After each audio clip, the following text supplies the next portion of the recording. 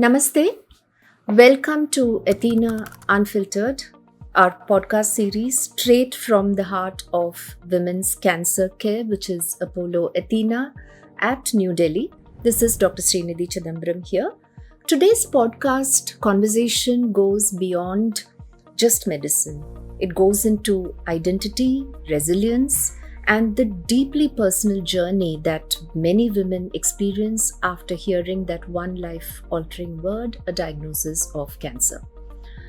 We often talk a lot about innovation, cutting edge treatments, protocols, survival statistics, but behind every diagnosis, there is a woman who is navigating uncertainty, fear, roles, future, body image, and also a possibility of great transformation and self discovery.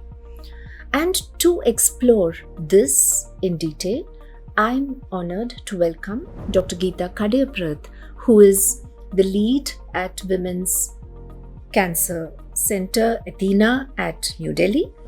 Dr. Geeta is a senior consultant in breast surgical oncology and oncoplastic surgery. She has been a breast surgeon with over 25 years of experience, holding an MBBS MS FRCS, reflecting rigorous surgical training and global exposure to breast surgical oncology. Dr. Geeta believes in empowering patients to take clinical decisions and is a keen advocate of patient support groups that handhold and make the cancer journey smoother and easier for patients. Thank you, Dr. Geeta, for joining us. So I just wanted to ask you, in your experience, when a woman hears that she has a diagnosis of cancer, what is the emotional reaction that you see first? So a Is lot it of the time, same for everyone? it may be the same in some ways, but yeah, there are people who are more kind of accepting, so they kind of quickly accept the diagnosis and get forth to the next steps. But a lot of times what we see is denial, that this could not be happening to me, and if it has happened to me, why me? There are so many others around me who have lived similar kind of lives, and I have lived healthy, I have done everything that is right, so why did this happen to me? So that denial phase can vary from a week to even a month or two or even longer. And the moment they don't want to hear that word, they don't want to hear the word cancer because of the kind of negative connotations we have known associated with it for the longest. But I keep telling them, look, things have changed. The treatments have changed. The outcomes are very, very different from what you think. It is all for the good. And the invariable question at the end of it all is, will things be the same for me? And I said, it will not be the same for you. It has to be better than what it is now. So that kind of is my usual dialogue. And they tend to want to get to that point, and that is where the journey starts. Yeah. So that really shows us that I think this is some conversation which has to happen between the clinical conversation and the treatment beginning or continuing. I think this is something that is really so important and maybe not so talked about as other aspects of cancer care, but I think it's that whole empathy with the conversations which is the human side of medicine, Yes. which sometimes in between all the robotics and everything, And it all around becomes, the science, we ourselves yeah. become very mechanical Very in true, our very mindset. true. So Yeah. when I have fellows who train with me, and I tell them, the make and break is not always the science. The science is important. You must know what you're doing, but it is the random conversations that happen around the science which makes or breaks it for the patient. Absolutely. Because I know there are patients who come to me and ask me about my daughter. And I would remember a certain patient for, her daughter wanting to study abroad, and she's been diagnosed with this cancer, does not have a husband. And the daughter says, I'm going to stay back for my mother, and I'll have to just give up this dream of going abroad and studying. So I have to sit them down and say, "Okay, look, life is what happens when, you know, important issues like cancer are also being discussed. But not everything comes to a standstill because you've been diagnosed with cancer. Everything else has to move. We will figure out a way of taking care of your mother. You go and chase your dream. Because if you don't, that is not going to make her any happy. She's not going to be in a happy It's gonna make her space. feel guilty. And Yes, absolutely. So, we have to strike that balance. And a lot of times we are able to do it. At least I can say that for myself. And I believe nothing has to be left for another time just because you're having the treatment. And I think the mothers that they are happier that way, because that is what they have struggled and Yes. lived their lives for. So Yeah. they can't afford, or rather, they wouldn't be happy seeing it crumbling in front of their eyes. So, cancer treatment is as much an emotional battle as much as a clinical and medical one, is what Absolutely. you're saying. Absolutely.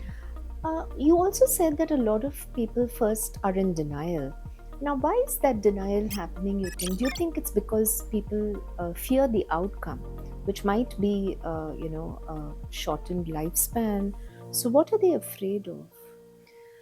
So a lot of things, a lot of times I think the denial is, like I said, and this denial has got nothing to do with where this patient is coming from. I've seen it in patients coming from a low socioeconomic background, but it happens to the most educated. You could be professors in universities, you could be an IAS officer, and the denial can be stronger there still, because the belief is that it could not be happening to me. So that is why the denial, it could not be happening to me. And if this is actually happening to me, then the younger ones would think, what happens to my family? What happens to my children?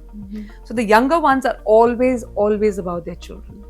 What will happen to them if something were to happen to me? They're not willing to look beyond the diagnosis. They're not willing to understand that a lot has changed in the treatment of breast cancer, and that early detection makes it good or better for them. So that really brings us to this whole awareness. And today we live in an age where I think while there is so many channels available for awareness, there's equally the same number of channels available for myths, spreading misinformation, and there's a lot of that out there. So, in your experience, how much does this ignorance and misconceptions, myths, how do they shape decisions that women take? I mean, do they still value medical advice, or do they come with all these preconceived notions? After all, Dr. Google and Dr. AI are now ever present, much more than ever. So there are people, there are family members who might come and tell you that, but we read that this is something. But this sometimes, while it's the doctor's responsibility to explain, but sometimes it becomes like a never ending, path which sometimes leads to wrong decisions, delayed decisions. So I want to dwell a bit on that, and what do you think the commonest misconceptions are, and maybe we could use this forum to debunk at least one or two of them. So what I think is, you want to hear what you want to hear. I don't want to hear bad news. Yes. I don't want to hear complicated treatments. I don't want to hear a treatment which is going to take my hair away. I don't want to, so there is a list of a lot of, I don't want to do a certain thing, especially when you talk of allopathic medicine. So they tend to, like you said, Google, and there are a whole lot of irresponsible people, if I may use that word, spreading all kinds of misconception, not backed by science. But I like it. I like the meaning, the patient likes it. She thinks that, I like what I hear, that I don't have to get a biopsy done, I don't have to get a mammogram done, I can do some strange things with my diet, and I herbal can, will solve all kind of herbal, will solve most of my problems. So it is a tough battle for us.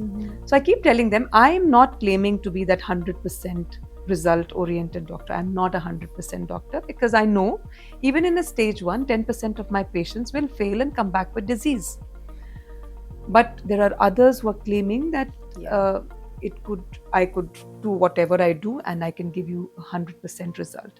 And I can also tell you with equal ease that a patient whom I would have seen when she was stage 1 or early stage 2 comes back to me, stage 3, stage 4, after having done this routine of all kind of alternative treatments which really don't have any basis of cure as far as cancers are concerned, which is a very sad place to be.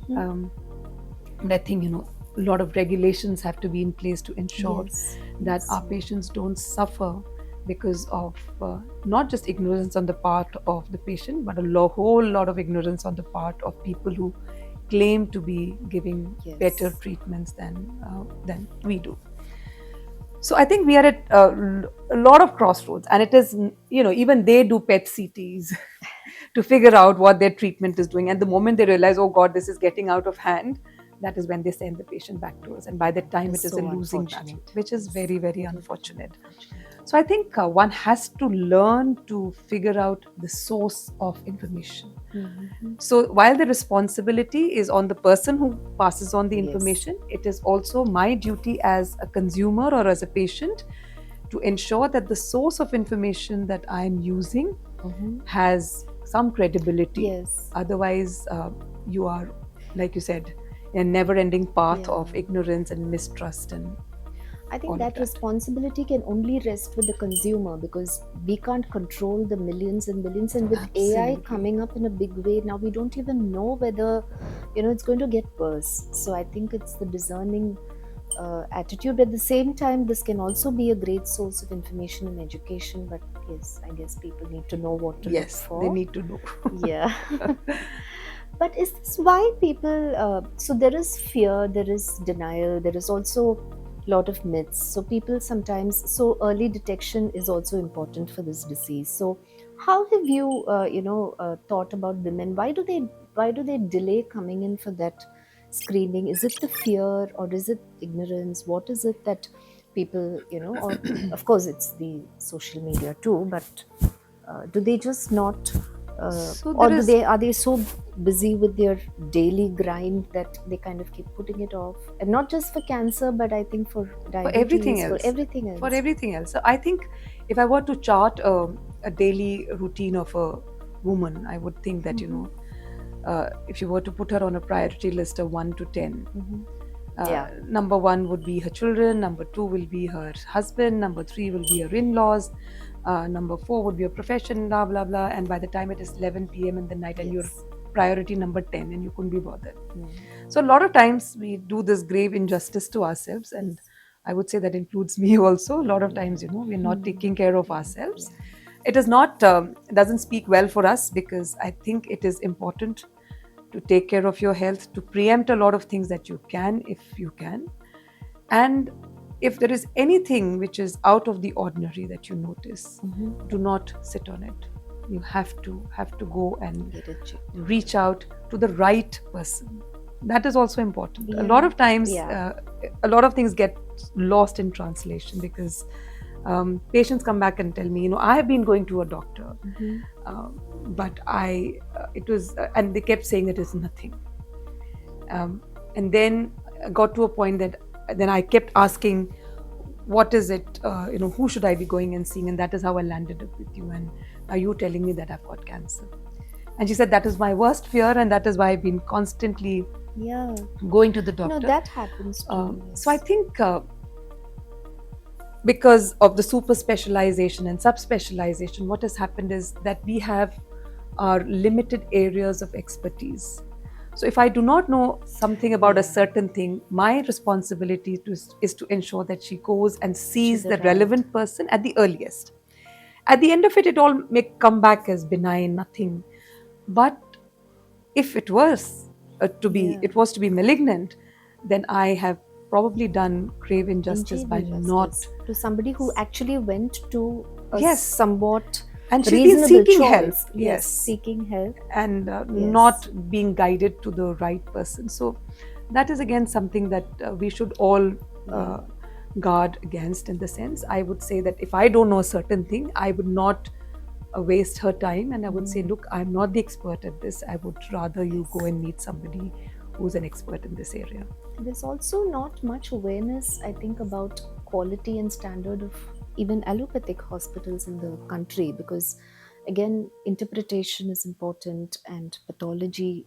So it's like you go to a lab, but then how do you know that, the results are, so going to accredited labs, going to accredited or hospitals that do have some control over quality, I think should be one of the benchmarks. It need not be one of the big hospital simple chains, things, but yes. even I think that knowledge is something which I think people are still not so aware of, especially in rural areas and things like that, where it's somewhat mixed. I think even though there are allopathic hospitals, the quality of care is not uniform. So I'll tell you a simple thing, it's been quite a long time, at least 20 years in our country, where, fine needle aspiration cytology is not done anymore for breast lumps. Mm-hmm.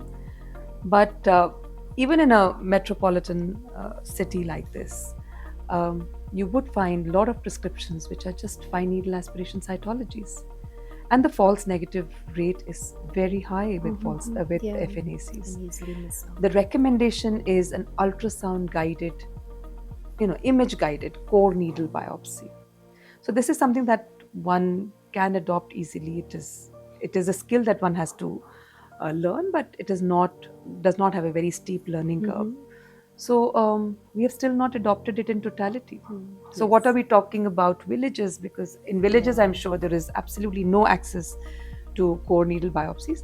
There, if you were to do an FNAC, but if you get an FNAC wrong in a malignant condition, that's unforgivable.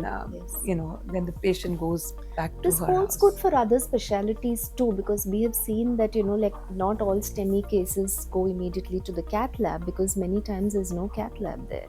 So, they're given something, and by the time they come to a hospital, it's all too late. So that's, I think, the unfortunate part of medical care. But country is so large. Yes, and absolutely. with such a huge population. But here is where I would say AI should help, in setting up Yes. protocols, standardizing things, Helping people to achieve that accuracy should be important. Have workflows which are suitable to different areas, different with areas. different potentials. Yes.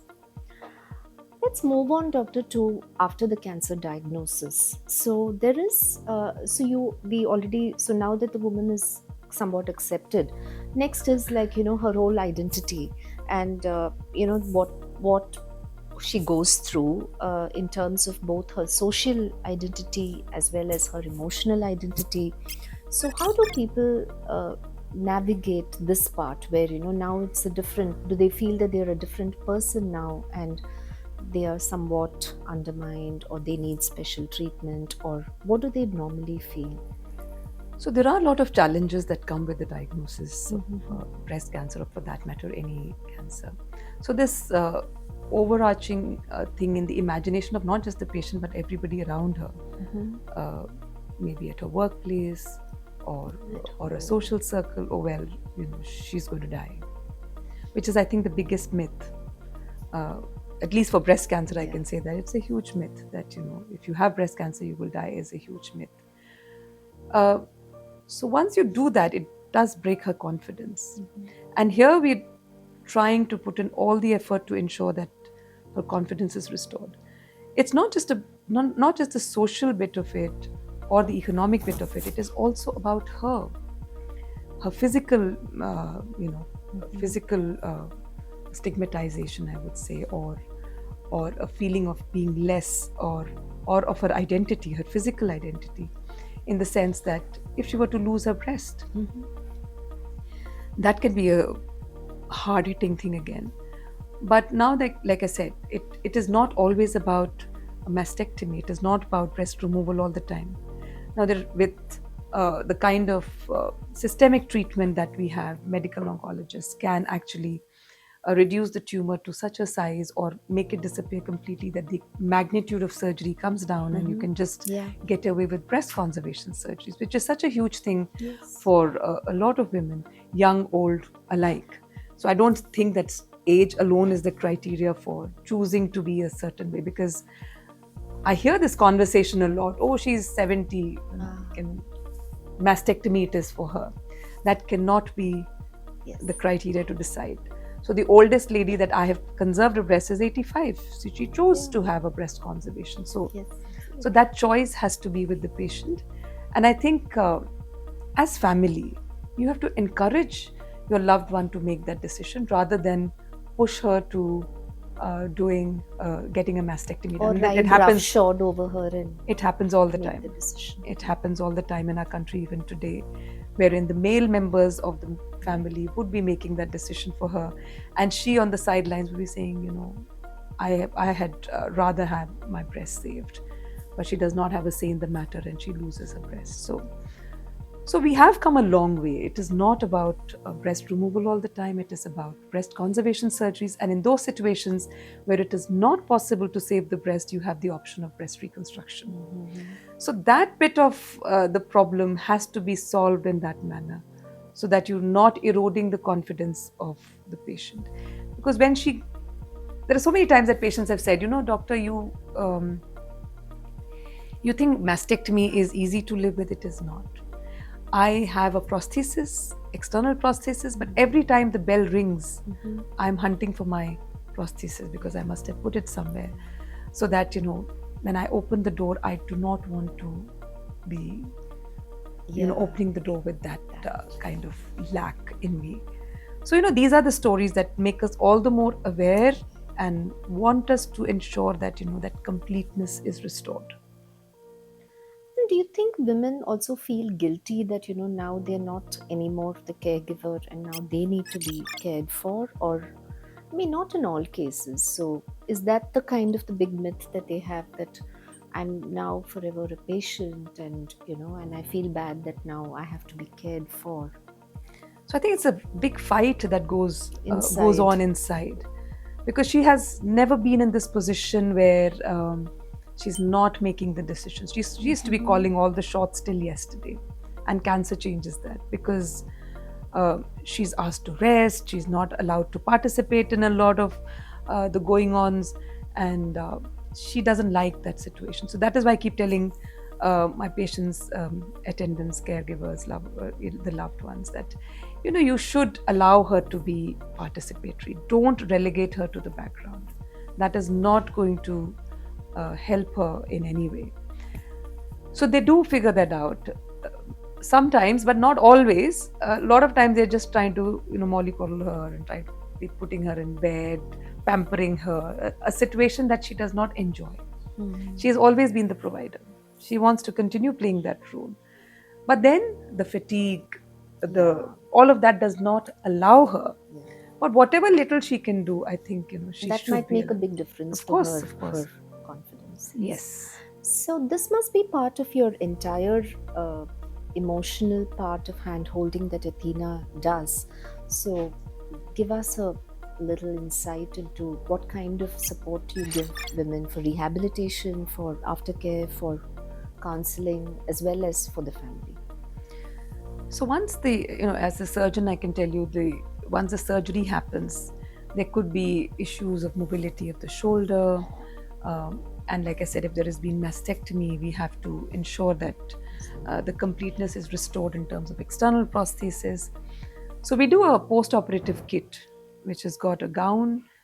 There is a little drain pipe that is running out. So there is a little gap on the side which allows for the drain pipe to run out. And there is a sling bag into which goes the box, the drain box. And there is this prosthesis. We put in a bra along with the prosthesis in that kit, so that she knows that there is this option for me. I don't even have to vocalize, but when she rummages through that bag, she can see that there is this bra, there is a pocket in the bra, and there is a prosthesis, so she does not have to feel incomplete, even if she's had mastectomy. Then the other bit is the mobility issue. So the day after surgery is when we start physiotherapy. So the physiotherapist engages with her in the immediate post-operative, because the earlier you mobilize, the better it is. And then we also have home care services where nursing and physiotherapy is incorporated, and that is something that can happen. And they avail of these services all the time. And we tell them that when you come back next, your arm has to be, the range of movement has to be much more than what they leave with. So those are the immediate bits that we do. And then, of course, there are a lot of things that are happening. Suppose she's had chemotherapy, and there are relationships. So while we think it is very simple and straightforward for the caregiver to keep looking after his wife or the children to rally around her, it's not always like that. Like I said, it can, while the fatigue is there for the physical fatigue and mental fatigue for the patient, there is similar kind of fatigue setting in the caregiver also. And sometimes they give up. And so that is when relationships crumble. And she is on a short fuse because she's going through a lot. She is not kind of getting her head around the situation that she's finding, because this is not her at all. This is a different individual whom she also does not recognize. And so, of course, when she's on a short fuse all the time, a stoic and a very, very resilient caregiver would let it pass, but not all of them are and able not to all do. of them all the time. Yes, and so that is when The relationships most stoic crumble. of them can. Yes, and we've had episodes of divorce, of moving apart. So these are things that can happen. But I think if you handhold them at the right time, you may be able to salvage the situation. So that is when the psychologist plays an important role. She can get into the mind of the patient and as well as the caregiver and try to make the ends meet and get them to come on a common ground. So, the interventions have to happen earlier than later. Because a lot of time I think we miss the bus and we are not able to kind of bridge the gap quickly. But to you, what does true recovery then look like? Is it just your vet report, or is it something it beyond is that? for me, it is truly about the individual. If she comes back and says, I've joined back work, that's a win. If she says that I'm taking care of all the work in my house as I used to, that's a win.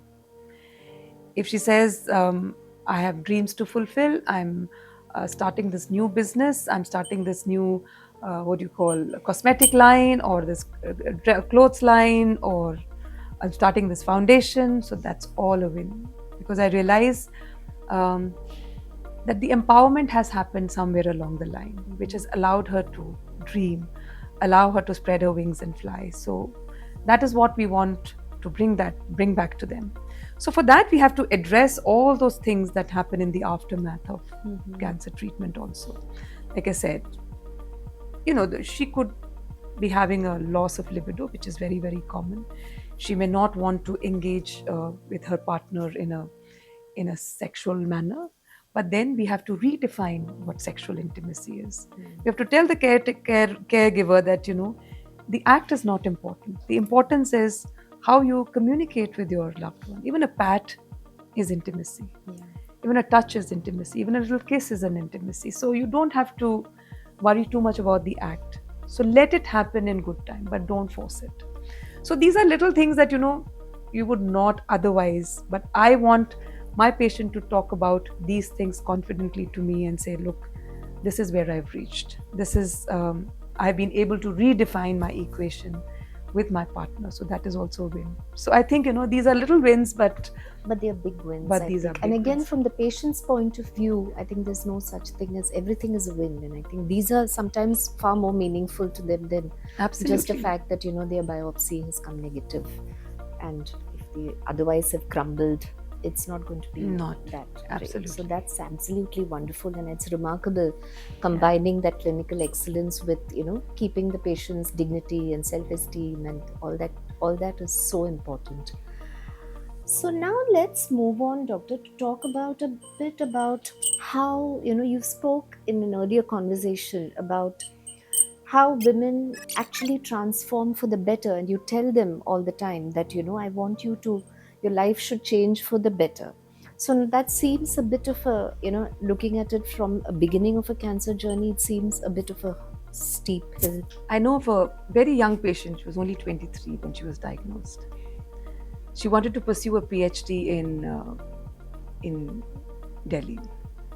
But when she met up with the guide, she was not keen on taking her on because she had a diagnosis of cancer. She said she will not be able to do it. She had only negative things to say, which was very unfortunate. But this girl was not willing to give up. So she decided to go abroad. because she believed that, the chances that she would be heard and she would not be treated any differently just because she had a diagnosis of cancer was high. So she chose to. So I encouraged her. I said, yes, absolutely. If that is what you want to do, by all means do. And she's pursuing a PhD degree. She's about 3.5 years since her diagnosis. Yeah. And she has a wonderful partner who stood by her. He was her fiance at that time. But instead of, leaving her or doing anything of that sort, he went ahead and got married despite a lot of protest from his side, of which understandably, but he was absolutely firm, and they are happily married and pursuing their dreams. Then there is another patient whom she had axillary dissection. She had a lymph nodes removed from her armpit, and so we always say that once axillary dissection is done, you should not be lifting more than 5 kilos of weight because your arm can swell up. Otherwise, there's a higher chance. And about 20-25% of patients would have arm swelling in any time during their lifetime. But this girl is a huge physical trainer and all of that, and she was in no mood to listen to me. And I said, okay, there is some data on doing symmetrical weights. If you do asymmetrical weights, that's when, things start going wrong. But if you do symmetrical weights in a controlled environment, that's fine. So she took it really seriously, and she said, one day I'm going to come and lift you up. So all of 70 of me. But then she did that. She did. And she did a deadlift of 100. I'm not saying that I'm not encouraging everybody to do that, but like I said, she did it in a very controlled environment. She continues to do that, and she's actually a huge influencer on cancer patients since her diagnosis. So I think that's a beautiful journey, which I kind of recall with a lot of warmth. And there have been other patients, like I said, there have been at least 4 patients who have started their own foundations because they think this was possibly a wake-up call for them to give back to society. So they're doing wonderful jobs of their individual foundations, reaching out to so many women, creating a lot of awareness, doing workshops and all of that. And then there is another lady who has started her own cosmetic line, and she continues to be a wonderful entrepreneur and businesswoman. So there are a lot of such examples. So what I think is, and there is yet another lady whose boss did not treat her well, did not give her the kind of promotions that she was due for, and used to ask her to put in long hours instead of being empathetic and letting her do what was comfortable to start with. And that became a little tough for her. And then she had a tough ride with that boss. And we do hear similar such stories where people don't value these employees who have been through the diagnosis of cancer. Instead of saluting their resilience and their strength and their fortitude, they tend to kind of put them down and always waiting for an opportunity to get rid of them. Get rid of them. That's right. Yeah. So I think when the mindset is kind of, when women put their mind to anything, I think they can do it. But I think what sometimes pulls them down is this negativity and the discouragement. I think that's something that workplaces, and I think it's great that environments like these are actually giving them that, even if they're not able to spend a lot of counseling time or transforming their lives, but that little spark, I feel, is all that is enough to create that whole mindset shift in Absolutely. a woman, and I'm glad that we are providing it. I'm going to ask a few questions before we wind up, before the rapid fire, which have come in, over the period of time in several of our webinars. So some of them are persistent questions. So, a couple of them on cancer risk as well. So when we were talking a lot about emotional well-being and things like that, does loneliness or mental health issues or anxiety or depression itself increase the cancer risk, you think? So, there is nothing in terms of evidence to show that stress levels increase the risk of cancer. But I somewhere will believe that it has something to do with it. We did a little survey. There was no comparison with other patients, but we did a little survey of 100 patients, 100 consecutive patients of breast cancer. And in 50%, we found that there was some incident in the immediate past, in the last 2 to 3 years, which had kind of affected their mental health adversely.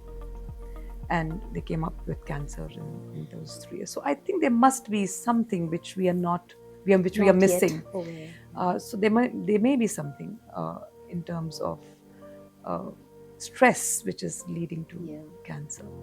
But I think all the more reason why today mental health comes into focus in this as well as in other areas, because I think that is one highly overlooked area Absolutely. in medicine, in society. I think people just think that's life, so Yeah. just grit your teeth and go on with it. But I feel that stigma is also there, that don't say that you're going to see a professional or a psychiatrist. That's right. But I think that might have something to do with. So that has to change again. Yeah, that has to change. I keep telling my psycho-oncologist, and we are actually working on that every patient who has cancer should undergo an assessment, a psychological assessment. I may believe that I'm perfectly fine, but actually I may not be. So it is for her to pick up those telltale signs which will bracket patients into those who actually need help, and work upwards from there. So I think that is definitely required. The other question is that, there is traditionally people, of course, are not expected to know, about the nuances of therapy, because when people say chemotherapy, all they remember is those medications of the past and this vomiting and hair loss. But today we have other, like we have immunotherapy, we have targeted therapy, we have other forms of medications too. So would you like to kind of tell our viewers a little bit about that, let's not slot these things, like radiation is not always about, so today there's targeted radiation, so I don't think people know enough about that. So I think, all of these, I think we're very fortunate, at least I consider myself very fortunate that I've been through that time that you talk about, when it was only chemotherapy. There were these intense bouts of vomiting to which we had no medication. Patients would contract severe infections and even die on chemotherapy because there was no way to counter them. And today we live in a time when there are excellent antiemetics which can take care of your vomiting. To raise the white blood count, which is the main fighter against infections, there are injections to do that as well. And then the treatment, it's not just about chemotherapy. So targeted treatment, I think, is one of the biggest revolutions of breast cancer. That's what I think, because I remember when I was training in the UK, we used to have these, I was looking at the older blocks and looking at patients' outcome, and I found that a lot of patients were ER/PR positive, traditionally known to do well, were dying because the HER2 was never tested. And when we did a relook on those, a lot of them were HER2 positive, and they did not have access to targeted treatment. So the targeted treatment has changed a lot. And then, of course, immunotherapy is there. Immunotherapy also has gained a lot of ground.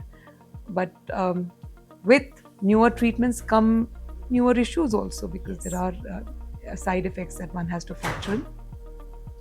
But the kind of results that we're seeing with targeted treatment and immunotherapy is something that we could not have even imagined, say, 10 years ago.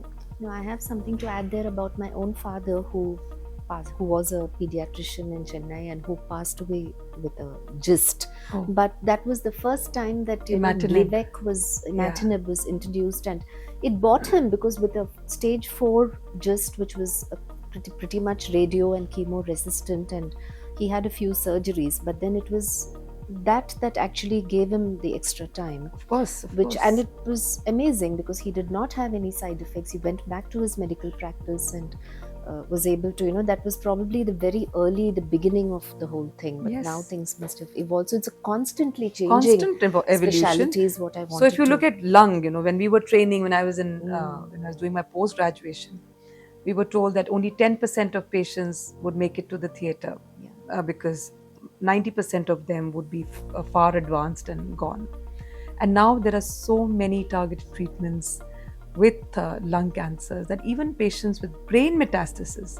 So brain metastasis is, you say, just 3 to 6 months is all that you have, and today they're going on to live 6, 7, 8, 10 years, and some of them are continuing to live meaningful lives. A quick rapid fire round as always before we conclude. So, alcohol and breast cancer, linked or not? So there is a link. So the WHO recommendation is no alcohol. Yeah. Does breastfeeding reduce cancer risk? Or yes, it does. It reduces the risk of cancer, even if you were to do it for 3 months. Biopsy spreads cancer, myth or not fact? True. Not true at all. One habit women must stop immediately. Of procrastinating and taking care of their health. They should take care of their health. One medical trend that you disagree with? Of doing too much sometimes. I think we have to desist from doing too much, especially at the end of life. I always think that is the time to hold back. I wanted to, I missed asking you this about the palliative care, which and the end of life care that is also very much a part of a patient's journey, not only in cancer but in life itself. So has that also evolved over time, you think? I wish it were more evolved than what it is. So palliative care, till about 10 years ago, 75% of palliative care centers were in Kerala for the whole country. So it changed in the last 10, 12 years, it has changed. But like I said, palliative care integration also has to happen at the right time. It cannot be that the patient has got a few days to live and you want to get the...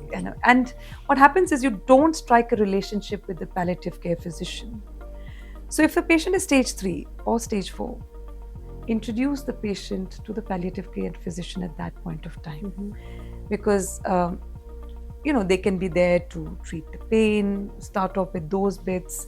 And when it is stage 3, they can again talk about the various things that are expected to happen in the future. And so they're there in the background, and you have kind of been introduced to this person. So when you see them at a time when things are kind of not looking very good, you would place your trust in that person rather than trying to introduce to a new person and not address it correctly. Yeah. I think we've had this lovely conversation, which I have enjoyed talking to you about, just not the medical part of it, but the whole cancer journey. It's been inspiring. Thank you, Dr. Geeta, for such an honest and deeply meaningful conversation. So, medicine can treat disease, but healing is something very different. It happens when medical science and clinical excellence meets empathy and restoring a patient's self-belief, confidence, and dignity. So to every woman, every family member, everybody listening out there, your health is important, and to the women particularly, your health is not secondary to your roles, to your expectations, or your responsibilities. Prioritize yourself without guilt, because when you care for your health, I think it's not just you, but your entire family and your loved ones and your ecosystem that thrives. If this conversation resonated with you, feel free to share it with someone who might need it as well. Until next time, take care of your health. From all of us here from the Athena Unfiltered podcast, see you soon. Thank you and namaste.